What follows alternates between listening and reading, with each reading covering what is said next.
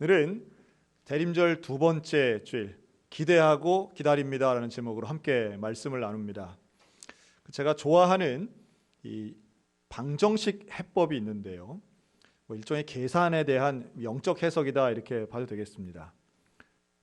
2 더하기 2는 4다. 2 더하기 2는 4다. 이거를 이렇게 해석하더라고요. 이해하고 이해하면 사랑할 수 있다. 이거하고 이제 비슷한, 아마 한 번쯤 더 들어보셨을 겁니다. 비슷한 게 또 있습니다. 5 빼기 3은 2인데요. 그거는 오해할 만한 일도 3걸음 뒤로 물러서 생각하면 이해할 수 있다라고 하는 의미로 쓰여집니다. 그러니까 우리가 좀 오해하는 만한 상황들이 있는 거죠. 그리고 오해는 대부분 인간관계에서 일어나고, 그러한 인간관계 속에서 오해 때문에 더 위태로워지는 경험들이 있습니다. 그런데 그런 오해가 있어도 결국 이해할 수 있는 그런 여유와 상대방에 대한 배려가 있을 때 사회가 좀 더 온전해지겠죠. 우리는 때로는 눈에 보이는 사실 때문에 오해하는 경우들이 참 많죠. 그러나 그 뒤에 있는, 사실 뒤에 있는 온전한 진실을 이해하면 우리는 상대방을 더 깊이 사랑할 수 있을 것입니다. 우리 예수님도 그런 인생 사셨습니다. 예수님도 숱하게 보이는 오해받을 만한 순간에도 그 이면에 있는 인생의 진실된 모습을 보시면서 인생들을 품으신 거죠. 남들은 돌을 들어 쳐 죽이려고 했던 간음한 여인, 현장에서 잡혀온 그 여인이었지만 예수님은 죄 없는 자가 돌로 치라며 오히려 여인에게 또 한 번의 기회를 열어주십니다. 제자들의 비난을 받았던 옥합을 깨트린 여인, 그러나 그 여인을 예수님은 예수님의 장례를 준비한다며 영적인 해석을 들어 그녀를 두둔하셨습니다. 율법을 어기면서 사람들 가까이 나와왔던 문둥병자들, 그 한센인들의 호소에 예수님은 오히려 귀를 기울이시며 그들을 치유하시고 믿음을 칭찬하시기도 했습니다. 어떤 면에서 예수님은 사람들이 보이는 사실에 주목할 때 예수님은 그 이면에 있는 해석을 더 중요하게 여기신 것 같습니다. 오늘 우리의 삶의 자리에도 어려움의 순간이 많고요, 이해할 수 없는 일들이 참 많지만 그때마다 우리는 나의 삶에 진실을 아시고 나를 참으로 이해해 주시는 그 하나님 손 붙잡고 용기 있게 나아가야 될 줄로 믿습니다. 오늘 본문에는 이해할 수 없는 사건의 당사자 한 명이 나옵니다. 이 마태복음 1장에 나오는 여러 명의 인물들이 있는데 그 중에 하나가 바로 요셉입니다. 이 요셉은 약혼한 여인이 있었습니다. 사랑하는 여인 이 마리아와 약혼한 상태에 있었는데 그에게는 상상도 못할 사실 하나가 생겨버립니다. 그것은 아직 결혼식하지 않고 아직 동거하지 않은 여인 나의 약혼녀 마리아가 임신했다라고 하는 사실이었어요. 명백한 팩트가 두 가지가 있었던 것이죠. 하나는 약혼녀가 임신을 했다는 것이고, 또 하나는 그 애 아버지가 자기가 아니라는 거예요. 이 두 가지는 명백한 사실이에요.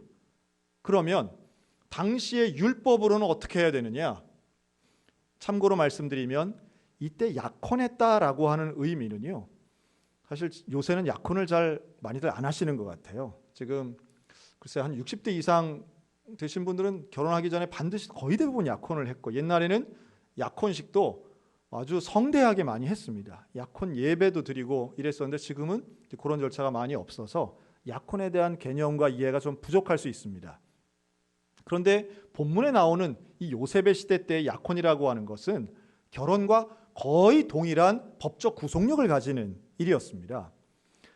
결혼식만 안 했을 뿐이지 오늘날로 친다면 오히려 이 혼인신고를 한 것과 다름없는 상황이었다는 거예요. 양가가 이미 결혼을 약속한 상태가 약혼이었기 때문에 이것은 가문이나 사회적 분위기로 본다면 결혼한 거나 다름이 없습니다. 그런데 문제는 이 약혼녀의 임신 사실이었던 것이죠. 그래서 율법적으로 보면 사실은 이건 간음한 여인에 해당되는 겁니다. 그리고 돌로 쳐 죽여야 되는 상황인 거예요. 그리고 그 돌로 쳐 죽일 때 증인이 누가 돼야 되느냐 하면 요셉 자신이 돼야 되는 상황인 겁니다. 고민이 되죠. 성경에 나오지 않지만 이 임신 사실을 어떻게 알았을까? 우리가 합리적으로 생각해 보면 마리아가 고백했을 것입니다. 내가 임신했습니다. 그리고 그 임신의 원인도 말했겠지요. 마리아가 숨길 이유가 없습니다. 성령을 통해 하나님 때문에 내가 잉태했습니다. 여러분, 이거 믿을 수 있겠습니까? 임신한 사실은 인정이 되지만 그 원인을 성령을 통해 임신했다라고 하면 그걸 어떻게 믿을 수 있겠냐는 거예요. 인류 역사에 그런 전례가 없어요. 인간의 상식이 아니에요. 합리적이지 않아요. 이것은 당연히 말도 안 되는 거짓말이고 이것은 간음한 여인이 하는 거짓말이다라고 판단하는 게 오히려 합리적이었을 겁니다. 그런데 요셉이 고민하지요. 이 요셉의 고민의 지점은 결국 가만히 끊으려고 결심으로 이어집니다. 왜 요셉은 고민하고 가만히 끊으려 했을까요? 이 가만히 끊는 것도 쉬운 건 아닙니다. 양가가 이미 결혼에 대한 약속을 알고 있는데 이걸 원인 무효, 없던 것으로 만드는 것도 사실은 쉽지 않아요. 그러나 이렇게 가만히 끊어내고 약혼 사실도 없었던 것으로 슬그머니 묻으려고 했던 이면에는 결국 마리아를 지키려고 하는 요셉의 배려가 있었다라고 보는 거죠. 어떤 음란한 여인이라 혹은 간음한 여인이라고 율법적으로 처벌하기보다는 이해되진 않지만 또 받아들이기도 힘들지만 그러나 마리아를 살리는 길이다. 어찌 보면 내가 아내가 돼야 할 이 마리아를 잃어버리는 일이기도 하지만 그러나 그 안에서는 이해되지 않는 상황에서 가장 최선의 선택을 하려고 고민하는 요셉을 성경은 이렇게 표현합니다. 그는 의로운 자다. 여러분, 의로운 사람은 율법을 지키는 사람입니까? 율법을 안 지키는 사람입니까?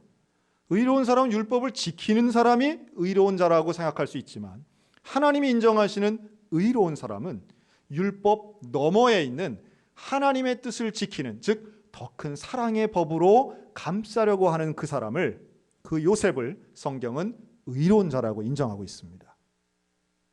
여러분, 이 의로운 자라 인정받는 이 요셉에게 이해할 수 없는 이 상황 속에 하나님께서는 배려해 주십니다.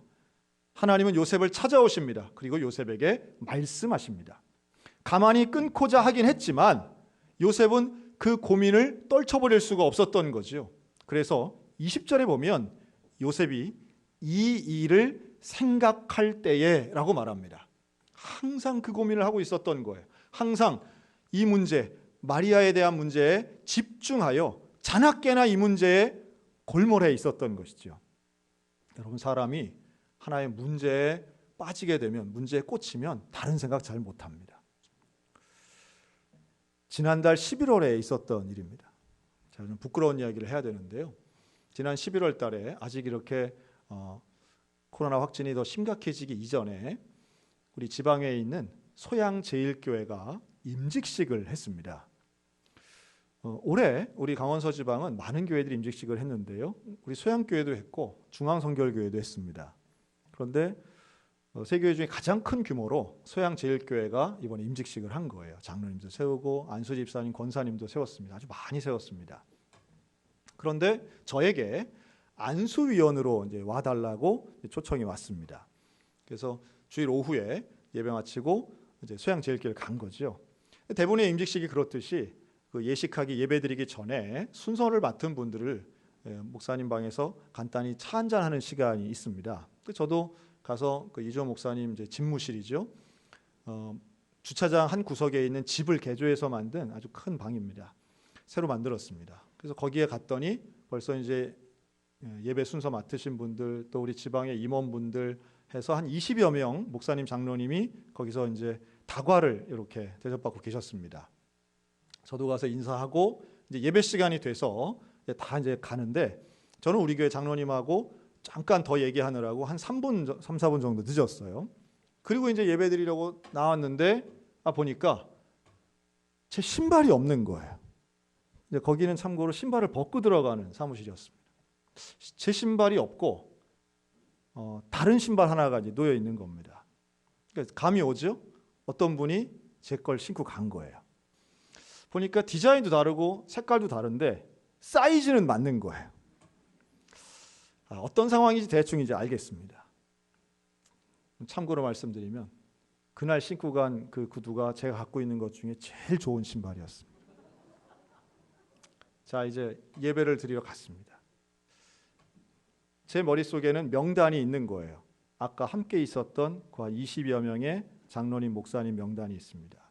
그리고 순서를 맡은 분들은 대개 이렇게 일정 구역에 자리를 정해놓기 때문에 그 자리에 앉습니다. 흩어앉는 게 아니에요. 제가 이렇게 뒤쪽 편에 앉아가지고 이제 딱 뒤통수를 보면서 용의자 명단을 이제 만들기 시작합니다. 아무래도 뭐 신장이라든가 체형이 저랑 좀 비슷한 분이 저하고 발 사이즈가 비슷하지 않겠습니까?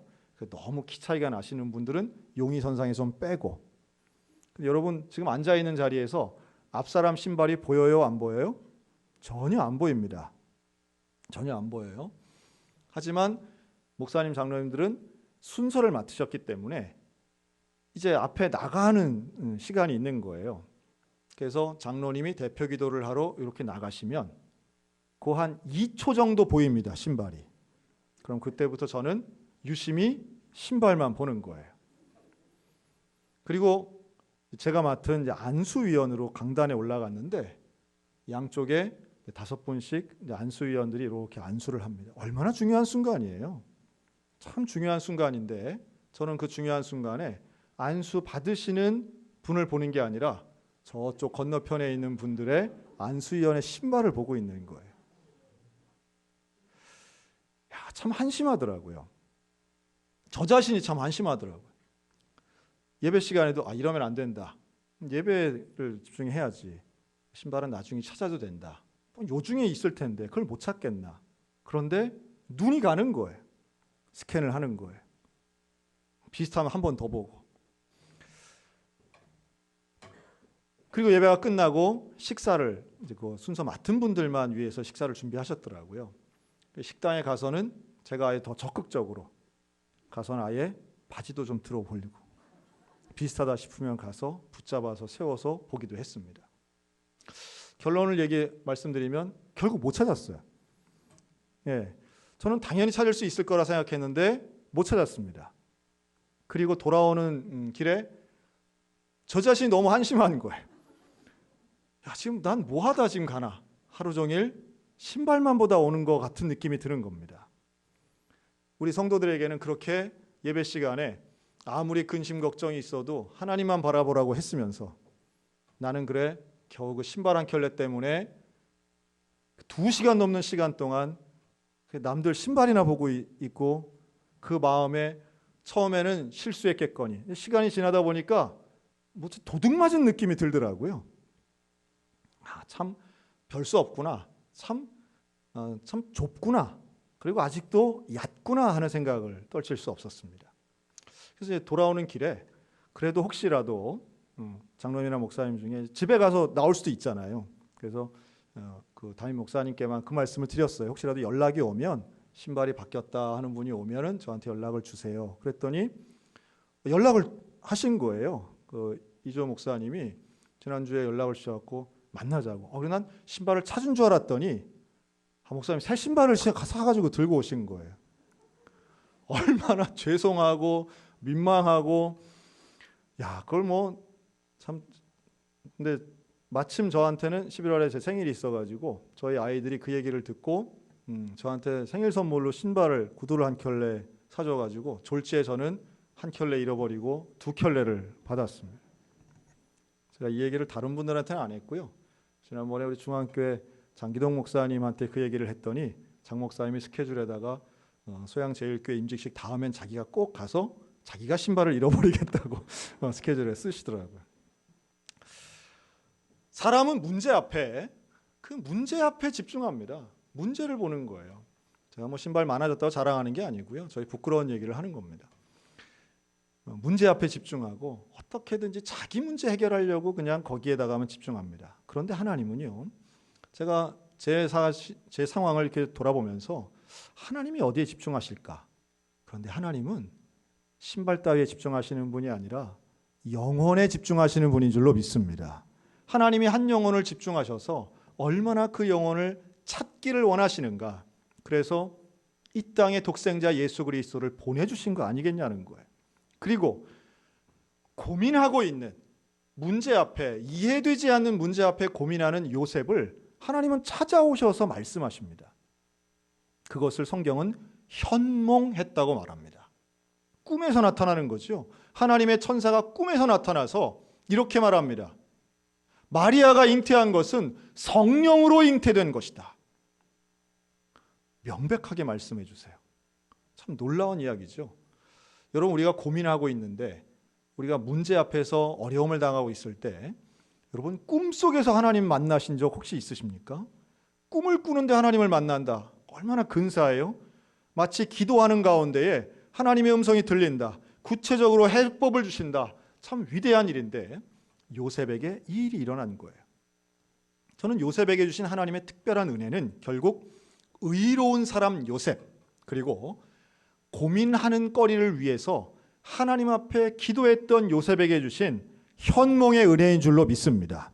여러분, 저와 여러분에게 이 현몽함의 은혜, 하나님의 배려 같은 은혜의 응답이 우리의 모든 삶 가운데 이루어지시기를 주의 이름으로 축원합니다. 그런데 더 놀라운 게 있습니다. 이렇게 꿈에 만난, 꿈속에 하나님의 천사가 말씀했는데 우리가 이렇게 생각할 수도 있지 않을까요? 아유, 참 별 희한한 꿈도 다 꿨네 하고 넘어갈 수도 있지 않을까요? 그런데 요셉은 그 하나님의 음성을, 현몽하신 하나님의 은혜를 100% 믿은 줄로 믿으시기 바랍니다. 100% 믿어요. 여러분, 그 증거가 뭐냐 하면 이 요셉은요, 현몽을 3번이나 경험합니다. 이 21절이 첫 번째 현몽이고요. 20절, 21절이. 그리고 2장으로 넘어가면 2장 13절과 2장 19절 2번 더 현몽의 은혜를 경험합니다. 2장 13절은 예수님이 탄생하신 이후에 현몽한 하나님의 천사가 야, 헤롯이 아이들을 다 죽인다. 당장 애굽으로 피해라 라고 말씀해요. 그때 즉시로 그 밤에 가족들을 챙겨서 애굽으로 피신합니다. 또 애굽에 가 있을 때 2장 19절 다시 한번 현몽하신 하나님의 음성은 이제 다시 이스라엘로 돌아가라. 즉시로 이스라엘로 돌아옵니다. 요셉은 현몽의 은혜를 그냥 지나쳐버리지 않고 100% 신뢰하고 100% 순종합니다. 여러분, 이게 바로 의로운 사람 요셉의 위대한 믿음인 줄로 믿습니다. 그러니까 여간한 건 다 믿는 거예요. 정말 마리아의 임신 그것이 이해가 잘 안 돼서 그렇지 한번 이해가 되니까, 성령으로 잉태됐다는 걸 믿으니까 놀랍도록 순종하는 요셉의 결단의 모습입니다. 그리고 또 하나, 이것을 100% 신뢰했다는 걸 어디서 알 수 있냐 하면 다시 20절로 돌아오면 천사가 이렇게 말합니다. 다윗의 자손 요셉아, 내 아내 마리아 데려오기를 무서워하지 말라. 무서워하지 말라. 여러분, 아내를 데려오는 게 무서운 일입니까? 지금 임신한 마리아가 나는 가만히 끊어버리고자 했어요. 그런데 가만히 끊지 말고 다시 데려오는 일이 왜 무서운 일이 될까요? 자, 여기에는 마리아를 데려온다는 건 마리아만 데려오나요? 아니면 태중에 있는 아이도 데려오는 건가요? 태중에 있는 아이도 데려오는 겁니다. 그런데 그 태중에 있는 아이는 성령으로 잉태됐다는 게 중요한 거예요. 여러분, 성령으로 잉태된 것이 무엇인지 우리는 이해를 잘 못해요. 하지만 명확한 것은 하나님을 통해 잉태된 것은 그 안에 하나님의 본체가 있다는 것을 요셉은 어렴풋이 아는 거예요. 다시 말해, 하나님 앞에 섰을 때, 그 거룩하신 존전 앞에 설 때에 인간이 느끼는, 유대인들이 느끼는, 성경에 나오는 인물들이 느끼는 첫 번째 감정은 두려움이었다는 거예요. 그래서 요셉은 마리아의 문제가 아닌 마리아를 통해서 성령으로 잉태된 것을 100% 믿는 순간 두려움을 갖게 된다는 겁니다. 천사가 여기에 대해 말씀하는 거죠. 무서워하지 말아라. 무서워하지 말고 마리아를, 내 아내를 데려와라. 그리고 명령합니다. 그 이름을 예수라 하라. 데려오는 것, 무서워하지 않는 것, 그리고 이름을 정하는 것, 이것을 요셉에게 명령합니다. 자, 현몽의 은혜를 경험한 이 요셉은요, 더 이상 고민하지 않아요.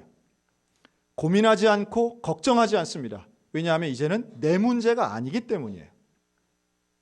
조금 전까지만 해도 가만히 끊어버리고자 했던 요셉은 나에게 어떻게 이런 일이 벌어지는가? 나에게 어떻게, 우리 집안에 어떻게 이런 일이 벌어지는가?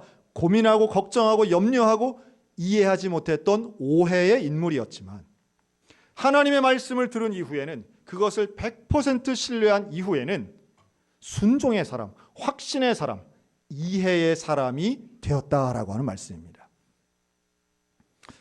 우리가 그런 과정이 있다고 봅니다.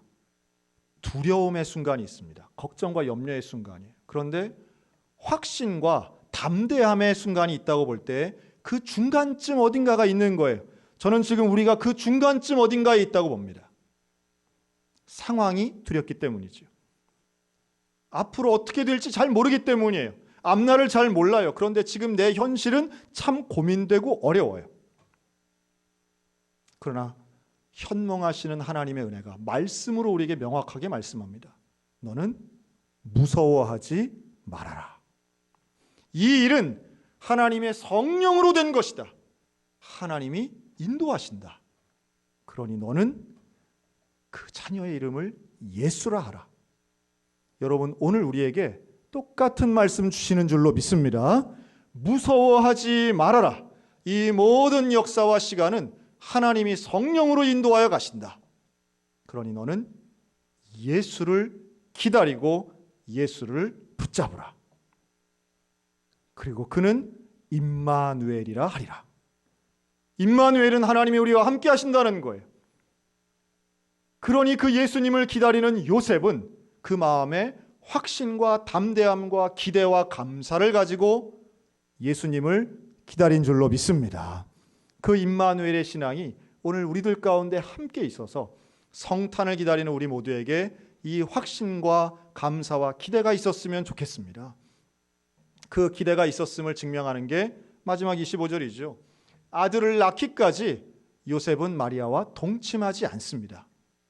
동침하지 않았다는 것은 그들이 온전히 예수를 기다렸다는 거예요.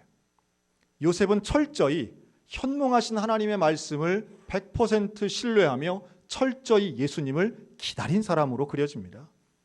예수님을 기다리는 그 예수의 탄생을 기다리는 그 기간 동안 요셉은 천사의 말을 한시도 잊지 않았을 거라고 생각해 봐요. 그리고 기대하면서 낳기만 하면 나는 즉각 내 사명을 감당할 거야. 사명이 뭐예요? 그 이름을 예수라 하리라. 이름을 짓는 거예요. 예수라 부르는 거예요. 그리고 그 사명이 요셉에게 있었던 것이죠. 오늘 우리들의 삶 가운데에도 어려움과 오해와 두려움이 앞으로도 계속 있을 겁니다. 문제는 계속 있어요.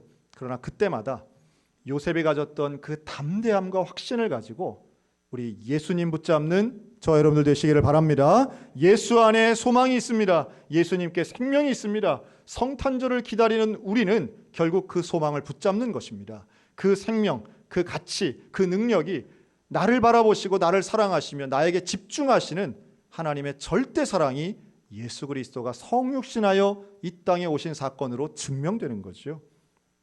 우리는 그 성탄을 기대하며 기다립니다. 간절한 마음 가지고 기다릴 때 현몽의 은혜를 요셉에게 주신 하나님께서 우리에게도 말씀으로 은혜 주실 줄로 믿습니다. 말씀을 붙잡고 기도하시기 바랍니다.